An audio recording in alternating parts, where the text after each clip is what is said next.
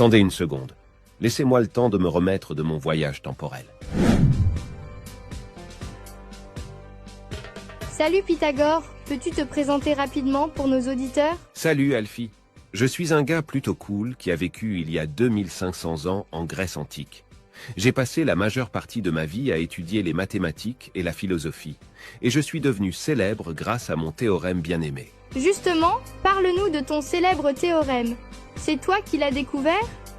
Bien que j'aimerais me vanter d'être le premier à l'avoir découvert, la vérité c'est que l'idée circulait déjà chez les Babyloniens et les Égyptiens.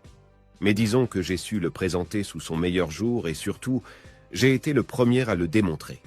Et voilà comment le A carré plus B carré égale C carré est devenu le hit du moment en Grèce antique. Il paraît que tu faisais partie d'une secte mystérieuse. C'est vrai ça?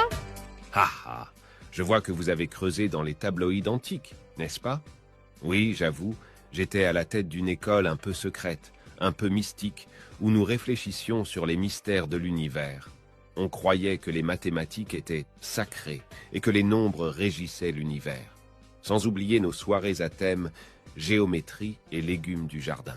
En parlant de légumes, on a entendu dire que tu étais végétarien. C'est vrai? Effectivement, j'étais végétarien et cela avant que ça ne devienne cool.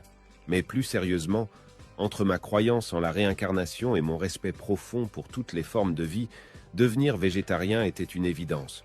Et puis, qui pourrait résister à une bonne assiette de légumes frais du jardin? Si tu devais emporter un seul objet sur Mars, ça serait lequel? Eh bien, je prendrais probablement une lyre. Imagine le son qu'elle pourrait produire dans l'atmosphère martienne. Rien de tel que de jouer quelques mélodies célestes pour établir la paix avec les Martiens, s'il y en a. Et puis, entre nous, une petite session de musique sous les étoiles. Ça a toujours un côté poétique, n'est-ce pas? Avant de te laisser, quel conseil pourrais-tu donner à nos chers mathflowers? Cher Mathflower, souvenez-vous toujours que la vie est une équation à multiples inconnus. N'ayez pas peur de chercher vos propres solutions et de tracer votre propre chemin géométrique dans ce vaste univers. Et rappelez-vous, un bon théorème vaut 1000 mots. Abonne-toi!